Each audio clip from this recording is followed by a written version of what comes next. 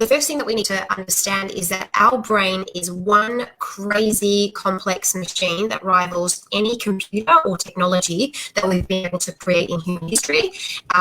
And it would be because, you know, after 500 million years of evolution as an information processing organ, it should definitely be that complicated.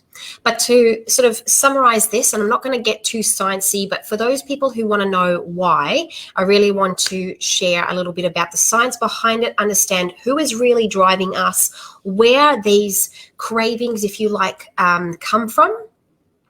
And then obviously, like, we're going to talk a little bit about some strategies around how to avoid these triggers, okay?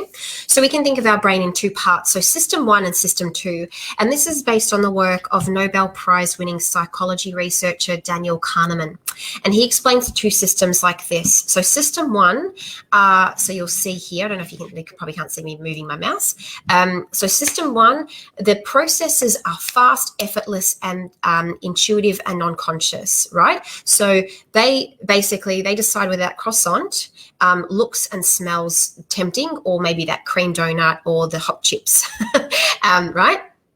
So system 2, however, the processes are very slow, rigorous, rational, and conscious. So they decide whether the potential impact of the croissant on your health and your waistline is worth it, and whether to override the impulse to buy it.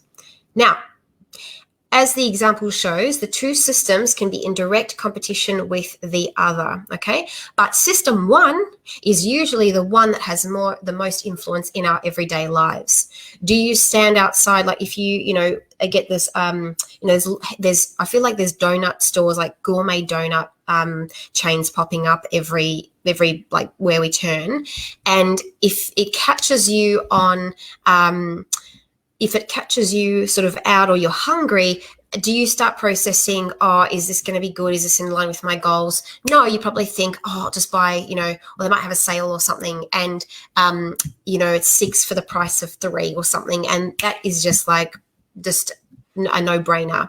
So system 1 is very, very fast, effortless, and it's often non-conscious. So Kahneman's work is a growing body of psychology and neuroscience research that's helping us to better understand the domain of the rational conscious brain.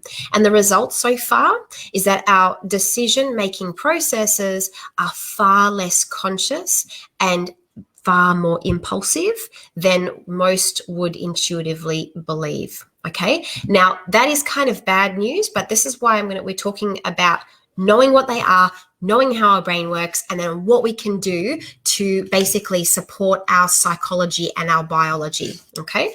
So let's talk a little bit about, hang on, sorry, flicking over to this screen.